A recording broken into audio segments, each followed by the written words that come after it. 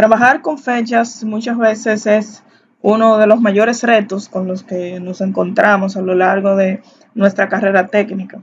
El principal factor o incidencia sobre este tipo de inconvenientes es precisamente la no utilización de los tipos de datos correctos para almacenar fechas. Muchos desarrolladores incurren en la mala práctica de almacenarlas dentro de un tipo de datos varchar o carácter.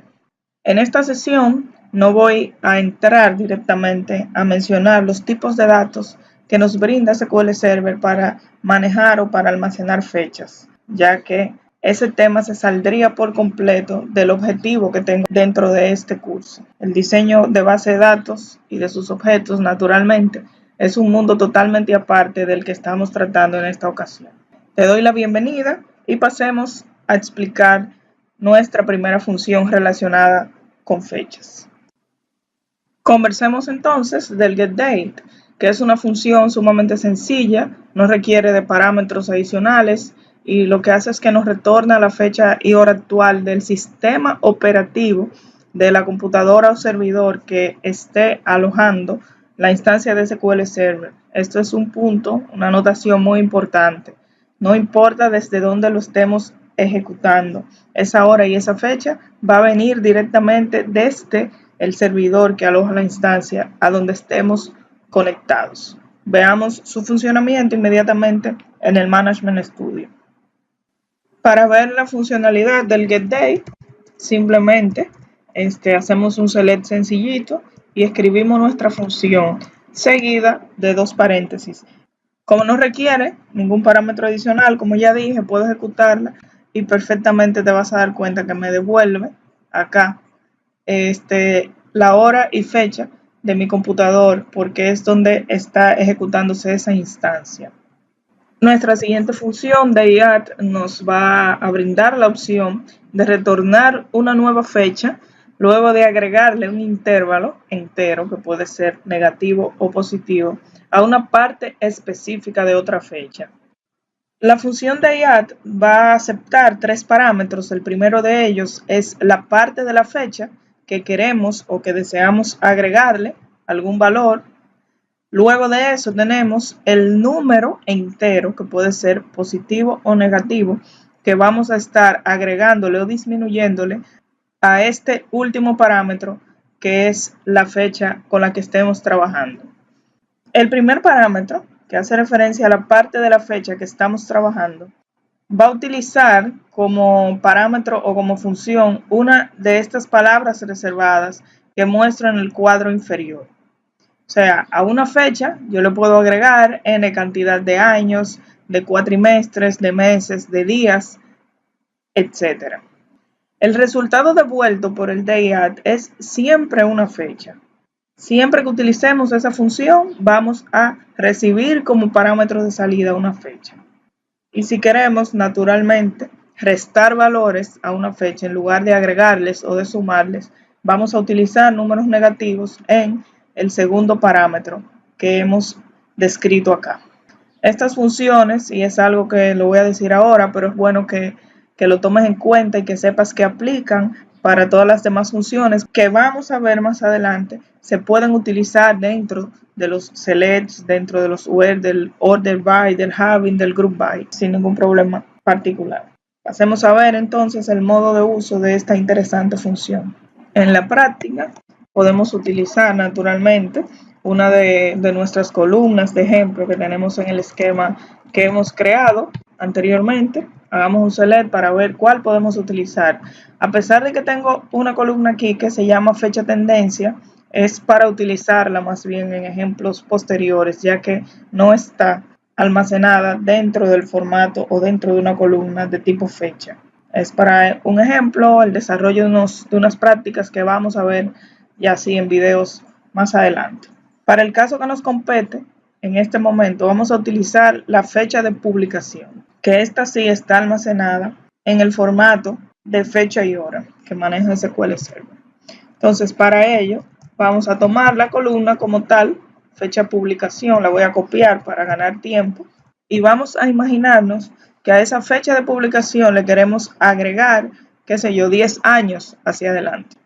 Para eso utilizo mi función de add, voy a ocultar con control R la parte inferior para tener mejor visualización de lo que estoy haciendo. Entonces reitero, tomo mi función de add, luego dentro de paréntesis le paso el primer parámetro. Dije que le vamos a agregar años, entonces puedo utilizar tanto la forma larga de ese parámetro de años que se escribe year, o bien puedo utilizar una de sus dos abreviaturas. Esas abreviaturas y esos nombres largos están dentro de la tabla del PDF que puedes descargar de este video. Particularmente a mí me gusta utilizar los nombres largos, pero eso es ya muy particular de cada persona. Tú puedes utilizar con el que te sientas más cómodo o cómoda. El segundo parámetro, había comentado que es un número entero. En este caso vamos a agregar 10 años a nuestra fecha de publicación que tengo acá copiada. La pego y ya tengo mi función correctamente configurada. Vamos a ponerle un alias y vamos a ejecutar de inmediato nuestro query. Acá, no sé si logras ver bien el resultado, pero si te fijas, aquí tengo fechas del 2018 y al visualizarla a través de la función de add tengo el 2028. Había comentado que es totalmente válido si queremos restar en lugar de agregar, escribir aquí valores en negativo, en lugar de sumar hacia adelante, pues lo va a estar restando. Por tanto, eso que dicen aquí 2018 van a reflejar un 2008 dentro de su resultado. Puedo variar naturalmente otros parámetros aquí. Si le quiero restar 10 meses, pues cambio la palabra year por month. Si quiero restarle horas, por ejemplo, vamos a pasarle como parámetro la palabra hour, ejecutamos y ahí tenemos 10 horas menos. Y de ese mismo modo podemos tomar cualquiera de esos parámetros que están dentro de la tabla que tiene el PDF para utilizarlo en conjunto con la función de add. La próxima función a estudiar se llama daydiff y devuelve un número entero que existe cuando calculamos la diferencia entre dos fechas, una fecha de inicio y una fecha de fin. O sea, yo puedo indicarle a Transat SQL que me devuelva la diferencia que existe entre dos fechas. Vamos a calcular un año, por ejemplo. ¿Cuántos años han pasado desde tal fecha hasta tal fecha? Del mismo modo, podemos también utilizar otro tipo de parámetros. ¿Cuántos días han pasado entre dos fechas? ¿Cuántas semanas? De hecho, podemos llevarlo hasta nanosegundos. El resultado del daydiff siempre es un número entero. Habíamos visto que en el dayadd él nos retorna una fecha. En este caso, el daydiff nos va a retornar siempre un número entero. Es bueno tomar eso en cuenta.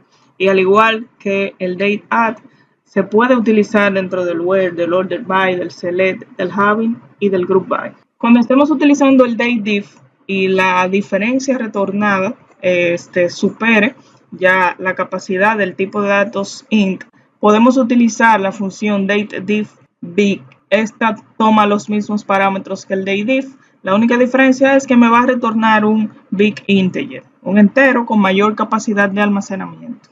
Veamos cómo funciona nuestro daydiff. Vamos a seguir agregando acá funcionalidades a nuestra consulta. Voy a poner una comita y nuestra función en cuestión es el daydiff. Me he equivocado acá, exactamente. Como parámetro inicial, daydiff me está pidiendo la parte de la fecha con la que voy a realizar el cálculo. O sea, en base a qué yo te voy a mostrar esa diferencia. Vamos a utilizar días en este caso. Le paso la palabra reservada day, seguido de las dos fechas que voy a comparar. En este caso voy a utilizar mi columna, fecha de publicación, que la tengo acá, la voy a copiar, y la fecha actual utilizando un getDay. Paso sus doble paréntesis como había explicado cuando hablábamos de ella y finalmente cierro aquí el paréntesis de la función daydiff. Agrego un alias, vamos a ponerle diferencia, ejecutamos nuestro query y ahí tenemos en días la diferencia que ha transcurrido desde la columna fecha de publicación hasta la fecha en que estoy grabando este video. Son funciones muy sencillitas, naturalmente. y hago un paréntesis aquí, entenderlas conlleva práctica. Lo que siempre te digo, estudia, practícala, ve al Management Studio con las tablas que ya tenemos, realiza este tipo de consultas y fíjate a ver cuáles son las implicaciones de utilizar una cosa u utilizar otra. Practica con los parámetros que cada una de ellas permite utilizar acá y asegúrate de tener todo muy bien comprendido antes de seguir avanzando en el curso.